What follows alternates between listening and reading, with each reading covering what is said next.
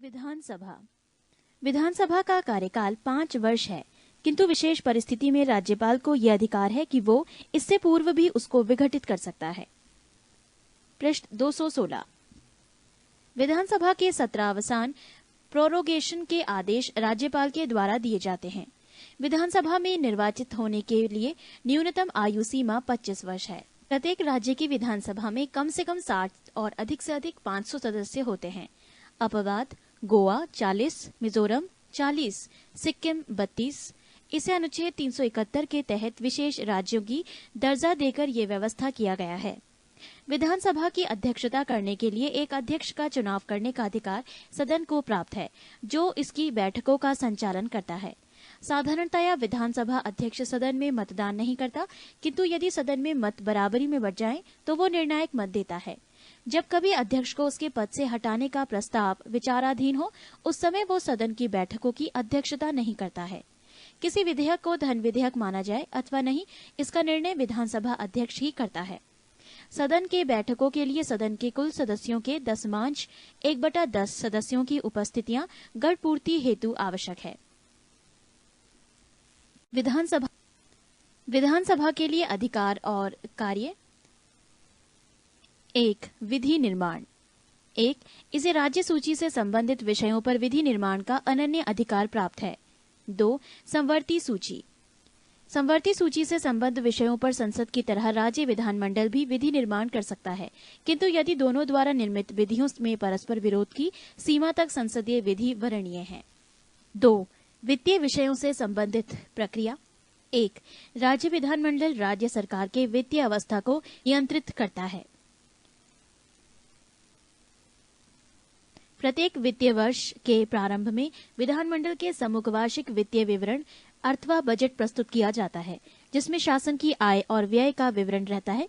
Budget वित्त मंत्री द्वारा रखा जाता है। 2. कोई धन विधेयक प्रारंभ में विधान परिषद में प्रस्तुत नहीं किया जा सकता। जब विधानसभा किसी धन विधेयक को पारित कर देती है, तब वो विधानसभा परिषद के पास भेज दिया जाता है। विधान परिषद को 14 दिनों के भीतर विधानसभा को लौटाना पड़ता है। विधान परिषद उस विधेयक के संबंध में संस्तुतियां तो दे सकती है, किंतु वो न तो उसे अस्वीकार कर सकती और न उसमें संशोधन ही कर सकती है। 3. विधानसभा द्वारा पारित किए जाने के 14 दिनों के बाद विधेयक को दोनों सदनों द्वारा पारित समझ लिया जाता है तथा राज्यपाल को उस पर अपनी सहमति देनी पड़ती है। 3. कार्यपालिका पर नियंत्रण। मंत्रिपरिषद सामूहिक रूप से विधानसभा के प्रति उत्तरदायी है। जब कभी मंत्रिपरिषद के विरुद्ध अविश्वास प्रस्ताव पारित हो जाता है, तो समूची मंत्रिपरिषद को त्यागपत्र देना पड़ता है। 4. संवैधानिक संशोधन।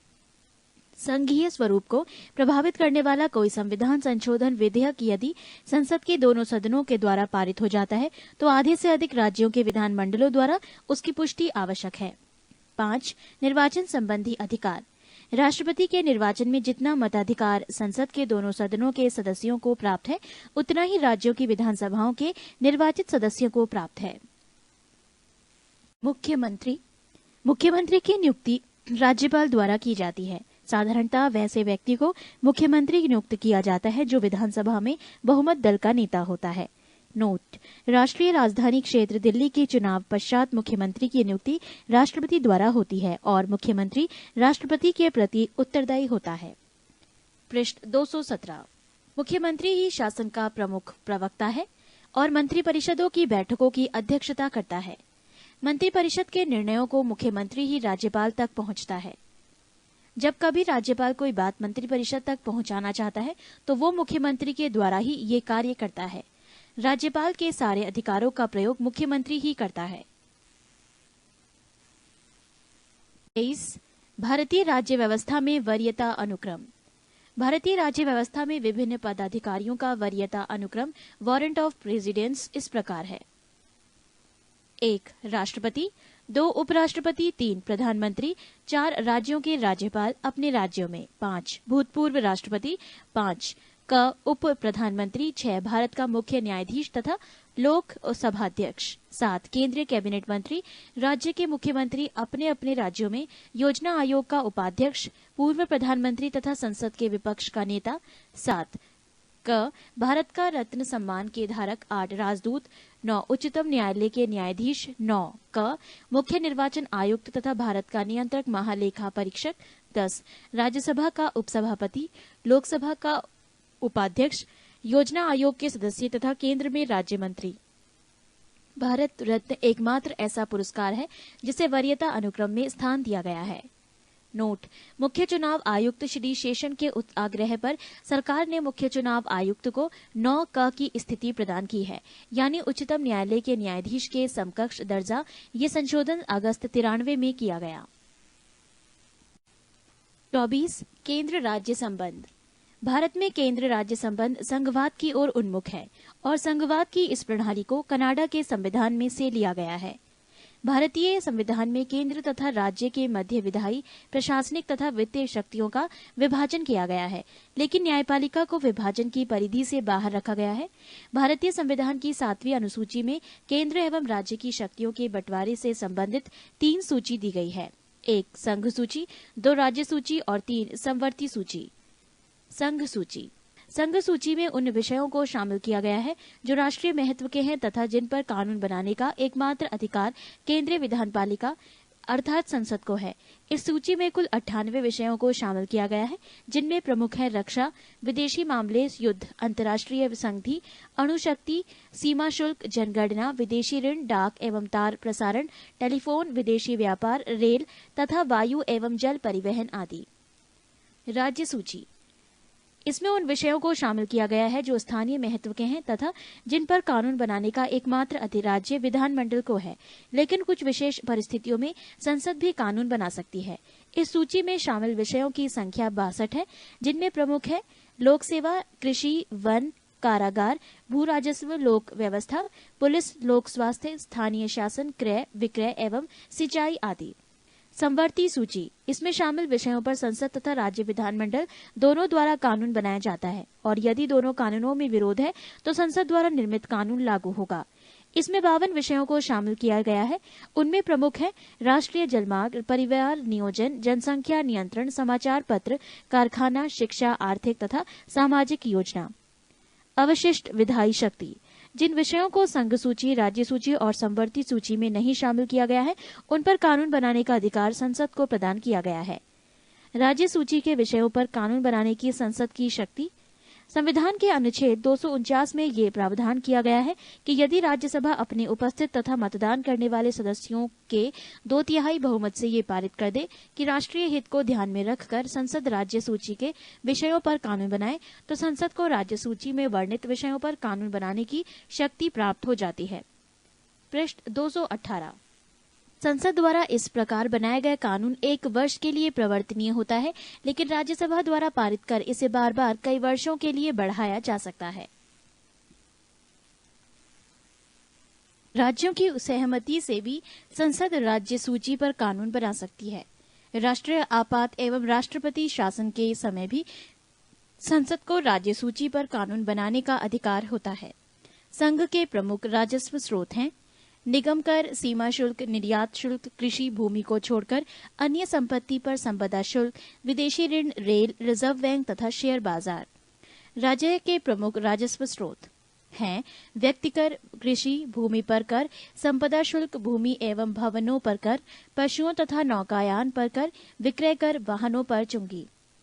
केंद्र एवं राज्यों के मध्य विवाद को सुलझाने के लिए मुख्यतः 4 आयोग गठित किए गए, जो इस प्रकार हैं: प्रशासनिक सुधार आयोग, राजमन्नार आयोग, भगवान सहाय समिति एवं सरकारीय आयोग।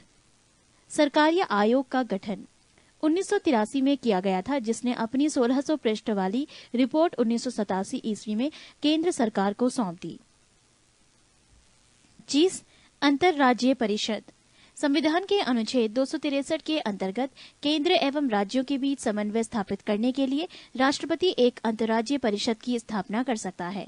पहली बार जून 1990 ईस्वी में अंतर्राज्यीय परिषद की स्थापना की गई, जिसकी पहली बैठक 10 अक्टूबर 1990 ईस्वी को हुई थी। इसमें निम्न सदस्य होते हैं: प्रधानमंत्री तथा उनके द्वारा मनोनीत 6 कैबिनेट स्तर के मंत्री, सभी राज्यों व संघ राज्यों क्षेत्रों के मुख्यमंत्री एवं संघ राज्य क्षेत्रों के प्रशासक। अंतर्राज्यीय परिषद की बैठक वर्ष में 3 बार की जाएगी, जिसकी अध्यक्षता प्रधानमंत्री या उनकी अनुपस्थिति में प्रधानमंत्री द्वारा नियुक्त कैबिनेट स्तर का मंत्री करता है। परिषद की बैठक के लिए आवश्यक है कि कम से कम 10 सदस्य अवश्य उपस्थित हों। 26. योजना आयोग। भारत में योजना आयोग के संबंध में कोई संवैधानिक प्रावधान नहीं है। 15 मार्च 1950 ईस्वी को केंद्रीय मंत्रिमंडल द्वारा पारित प्रस्ताव के द्वारा योजना आयोग की स्थापना की गई थी। योजना आयोग का अध्यक्ष प्रधानमंत्री होता है। 27. राष्ट्रीय विकास परिषद। योजना के निर्माण में राज्यों की भागीदारी होनी चाहिए। इस विचार को स्वीकार करते हुए सरकार के एक प्रस्ताव द्वारा 6 अगस्त 1952 ईस्वी को राष्ट्रीय विकास परिषद का गठन हुआ। प्रधानमंत्री परिषद का अध्यक्ष होता है। योजना आयोग का सचिव भी इसका सचिव होता है। भारतीय संघ के सभी राज्यों के मुख्यमंत्री एवं योजना आयोग के सभी सदस्य इसके पदेन सदस्य होते हैं। 28. वित्त आयोग। संविधान के अनुच्छेद 280 में वित्त आयोग के गठन का प्रावधान किया गया है। वित्त आयोग के गठन का अधिकार राष्ट्रपति को दिया गया है। वित्त आयोग में राष्ट्रपति द्वारा एक अध्यक्ष एवं 4 अन्य सदस्य नियुक्त किए जाते हैं। राज्य वित्त आयोग का गठन भारतीय संविधान के अनुच्छेद 243(1) के द्वारा की जाता है। पृष्ठ 219। अब तक गठित वित्त आयोग। पहला वित्त आयोग। नियुक्ति वर्ष 1951 वर्ष ईस्वी। अध्यक्ष केसी नियोगी, अवधि 1952 से 1957 ईस्वी। दूसरा वित्त आयोग। नियुक्ति वर्ष 1956। अध्यक्ष के संथानाम, अवधि 1957 से 1962 ईस्वी। तीसरा वित्त आयोग। नियुक्ति वर्ष 1960 ईस्वी। अध्यक्ष ए के चंदा, अवधि 1962 से 1966 ईस्वी। चौथा वित्त आयोग। नियुक्ति वर्ष 1964 ईस्वी। अध्यक्ष डॉक्टर पीवी राज मन्नार, अवधि 1966 से 1969 ईस्वी। पांचवा वित्त आयोग। नियुक्ति वर्ष 1968 ईस्वी। अध्यक्ष महावीर त्यागी, अवधि 1969 से 1979 ईस्वी। छठा वित्त आयोग। नियुक्ति वर्ष 1972 ईस्वी। अध्यक्ष प्री ब्रह्मानंद रेड्डी, अवधि 1974 से 1979 ईस्वी। सातवां वित्त आयोग। नियुक्ति वर्ष 1977 ईस्वी। अध्यक्ष जेपी सेलेट, अवधि 1979 से 1984 ईस्वी। आठवां वित्त आयोग। नियुक्ति वर्ष 1982 ईस्वी। अध्यक्ष वाईपी चौहान, अवधि 1985 से 1989 ईस्वी। नौवां वित्त आयोग। नियुक्ति वर्ष 1987 ईस्वी से अध्यक्ष एनकेपी साल्वे, अवधि 1989 से 1995 ईस्वी। 10वां वित्त आयोग। नियुक्ति वर्ष 1992 ईस्वी। अध्यक्ष केसी पंत, अवधि 1995 से 2000 ईस्वी।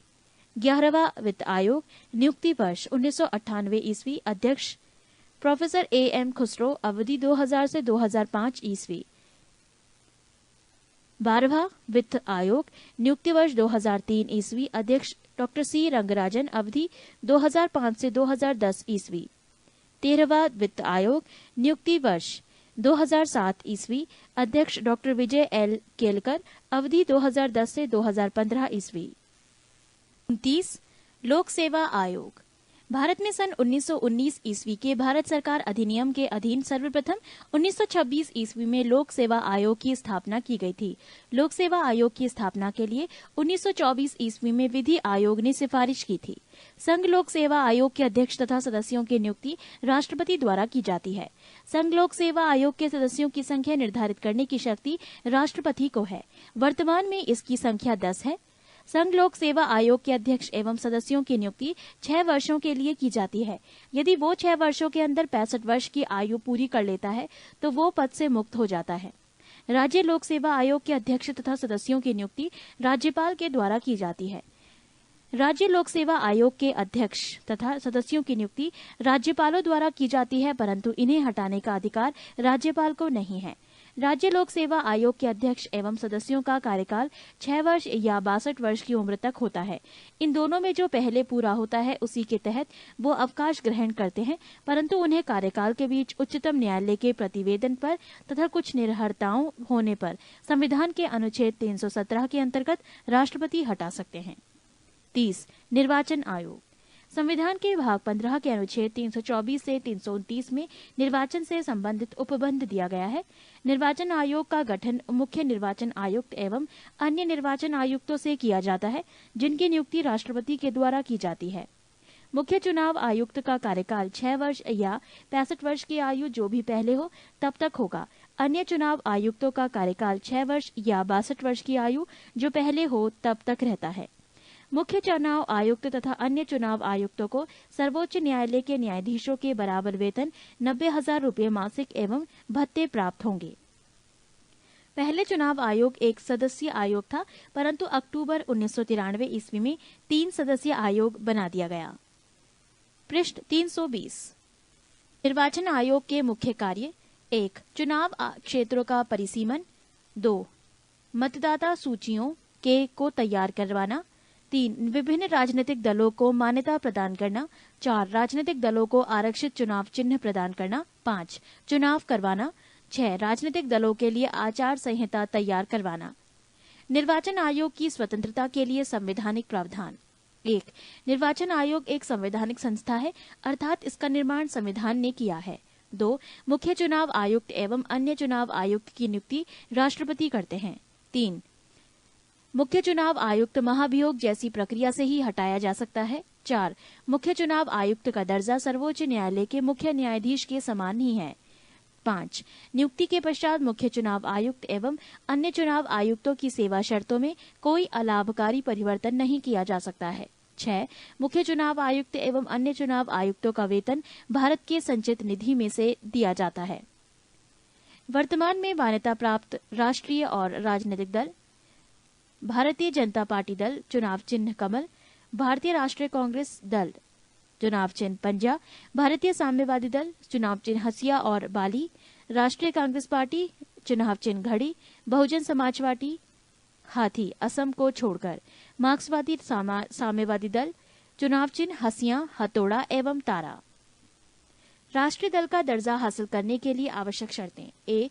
लोकसभा आम चुनाव अथवा राज्य विधानसभा चुनाव में किन्हीं 4 अथवा अधिक राज्यों में कुल डाले गए वैध मतों का 6% प्राप्त करना जरूरी होगा। बी. इसके अलावा इसे किसी एक राज्य अथवा राज्यों से विधानसभा की कम से कम 4 सीटें जीतनी होंगी। अथवा सी. लोकसभा में 2% सीटें हों और ये कम से कम 3 विभिन्न राज्यों में हासिल की गई हों। 24 मार्च 1999 ईस्वी को जारी अधिसूचना के अनुसार क्षेत्रीय दलों की संख्या 36 है। प्रमुख क्षेत्रीय दल एवं उनका चुनाव चिन्ह: तेलुगु देशम दल, चुनाव चिन्ह साइकिल, राज्य आंध्र प्रदेश। समाजवादी पार्टी, चुनाव चिन्ह साइकिल, राज्य उत्तर प्रदेश। असम गण परिषद, चुनाव चिन्ह हाथी, राज्य असम। झारखंड मुक्ति मोर्चा, चुनाव चिन्ह तीर कमान, राज्य झारखंड। लोक जनशक्ति पार्टी, चुनाव चिन्ह बंगला, राज्य बिहार। पैंथर्स पार्टी, चुनाव चिन्ह साइकिल, राज्य जम्मू कश्मीर। नेशनल कॉन्फ्रेंस, चुनाव चिन्ह हल, राज्य जम्मू कश्मीर। शिवसेना, चुनाव चिन्ह तीर कमान, राज्य महाराष्ट्र। मुस्लिम लीग, चुनाव चिन्ह सीढ़ी, राज्य केरल।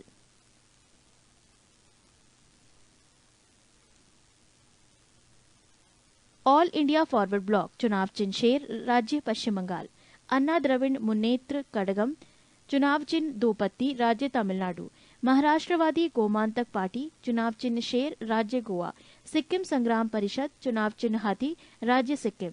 द्रविड़ मुन्नेत्र कड़गम, चुनाव चिन्ह उगता सूरज, राज्य तमिलनाडु पुदुचेरी। नागालैंड दल पीपुल्स काउंसिल, चुनाव चिन्ह मुर्गा, राज्य नागालैंड। अकाली दल बादल, चुनाव चिन्ह तीर कमान, राज्य पंजाब। जनता दल यू, चुनाव चिन्ह तीर, राज्य बिहार और Jharkhand. Note: electronic voting machine का प्रयोग करने वाला प्रथम राज्य केरल विधानसभा उपचुनाव अप्रैल 1982 था तथा इस मशीन का प्रयोग करके पूरा चुनाव कराने वाला प्रथम राज्य गोवा था। पृष्ठ 221-31। परिसीमन आयोग। संविधान में परिसीमन आयोग के संबंध में कोई स्पष्ट निर्देश नहीं दिया गया है। अनुच्छेद 82 में प्रत्येक जनगणना की समाप्ति पर लोकसभा एवं राज्य के निर्वाचन क्षेत्रों के विभाजन एवं पुनः समायोजन का कार्य संसद द्वारा विहित अधिकारी द्वारा किए जाएंगे का प्रावधान है। 42वें संविधान संशोधन अधिनियम द्वारा संविधान के अनुच्छेद 82 में संशोधन कर परिसीमन पर वर्ष 2000 तक के लिए रोक लगा दी गई थी। 84वें संविधान संशोधन अधिनियम 2001 के द्वारा संविधान के अनुच्छेद 82 और 170(3) की शर्तों में संशोधन किया गया है, जिसके अनुसार देश में लोकसभा एवं विधानसभा की सीटों की संख्या में वर्ष 2026 तक कोई वृद्धि अथवा कमी नहीं की जाएगी। परिसीमन आयोग 2002 का गठन 12 जुलाई 2002 को न्यायमूर्ति कुलदीप सिंह की अध्यक्षता में किया गया तथा इस आयोग की सिफारिशों को केंद्रीय मंत्रिमंडल ने 10 जनवरी 2008 को मंजूरी प्रदान की। नए परिसीमन इसे लोकसभा में आरक्षित सीटों की संख्या बढ़ जाएगी। नया परिसीमन 2001 की जनगणना के आधार पर किया गया है। परिसीमन आयोग में देश के मुख्य निर्वाचन आयुक्त सहित सभी राज्य व केंद्र शासित प्रदेशों की निर्वाचन आयुक्त इस आयोग के सदस्य हैं। अब तक गठित 4 परिसीमन आयोग: 1 परिसीमन आयोग 1952, 2 परिसीमन आयोग 1962, 3 परिसीमन आयोग 1973, 4 परिसीमन आयोग 2002। नए परिसीमन के बाद आरक्षित सीट: जाति अनुसूचित जाति वर्तमान में आरक्षित सीट 79, नए परिसीमन के बाद आरक्षित सीट 85। अनुसूचित जनजाति वर्तमान में आरक्षित सीट 41, नए परिसीमन के बाद आरक्षित सीट 48। अनारक्षित सीटों की संख्या वर्तमान में 410, नए परिसीमन के बाद आरक्षित सीट डैश। नोट: वैसे राज्य जिनका परिसीमन आयोग 2002 के द्वारा परिसीमन नहीं हो सका, असम, मणिपुर, अरुणाचल प्रदेश, नागालैंड एवं झारखंड, पूर्वोत्तर के चारों राज्यों में स्थानीय विरोध एवं अदालतों के स्थगन आदेश के कारण परिसीमन नहीं हो सका, जबकि झारखंड में सरकारी नीति के विपरीत आरक्षित सीटें कम होने के कारण ये परिसीमन पूरा नहीं हो सका। 32 राजभाषा। संविधान के भाग 17 के अनुच्छेद 343 के अनुसार संघ की राजभाषा हिंदी और लिपि देवनागरी है। भारतीय संविधान के अनुच्छेद 344 में राष्ट्रपति को राजभाषा में से संबंधित कुछ विषयों में सलाह देने के लिए एक आयोग की नियुक्ति का प्रावधान है। राष्ट्रपति ने इस अधिकार का प्रयोग करते हुए 1955 ईस्वी में श्री बीजी खरे की अध्यक्षता में प्रथम राजभाषा आयोग का गठन किया। इस आयोग ने 1956 ईस्वी में अपना प्रतिवेदन दिया। संविधान की 8वीं अनुसूची के अनुसार निम्नलिखित भाषाओं को राजभाषा के रूप में मान्यता प्राप्त है, जो इस प्रकार है: 1 असमिया, 2 बंगला, 3 गुजराती, 4 हिंदी, 5 कन्नड़, 6 कश्मीरी, 7 मलयालम, 8 मराठी, 9 उड़िया, 10 पंजाबी, 11 संस्कृत, 12 सिंधी, 13 तमिल, 14 तेलुगु, 15 उर्दू, 16 कोंकणी, 17 मणिपुरी, 18 नेपाली, 19 मैथिली, 20 संथाली, 21 डोगरी, 22 बोडो। नोट: 1 1967 ईस्वी में संविधान के 21वें संशोधन के द्वारा सिंधी को 8वीं अनुसूची में जोड़ा गया है। 2 1992 ईस्वी में संविधान के 71वें संशोधन के द्वारा मणिपुरी, कोंकणी एवं नेपाली को 8वीं अनुसूची में जोड़ा गया। 3 92 संविधान संशोधन अधिनियम 2003 के द्वारा संविधान की 8वीं अनुसूची में मैथिली, संथाली, डोगरी एवं बोडो भाषाओं को जोड़ा गया है। पृष्ठ 222। राज्य की भाषा। संविधान के अनुच्छेद 345 के अधीन प्रत्येक राज्य के विधानमंडल को ये अधिकार दिया गया है कि वो 8वीं अनुसूची में अंतर्विष्ट भाषाओं में से किसी एक या अधिक को सरकारी कार्यों के लिए राज्य की सरकारी भाषा के रूप में अंगीकार कर सकता है, किंतु राज्यों के परस्पर संबंधों में तथा संघ तथा राज्यों के परस्पर संबंधों में संघ की राजभाषा को ही प्राधिकृत भाषा माना जाएगा। उच्चतम और उच्च न्यायालयों तथा विधानमंडलों की भाषा। संविधान में प्रावधान किया गया है कि जब तक संसद द्वारा कानून बनाकर अन्यथा प्रावधान न किया जाए, तब तक उच्चतम न्यायालय और उच्च न्यायालयों की भाषा अंग्रेजी होगी और संसद तथा राज्य विधानमंडलों द्वारा पारित कानून अंग्रेजी में होंगे।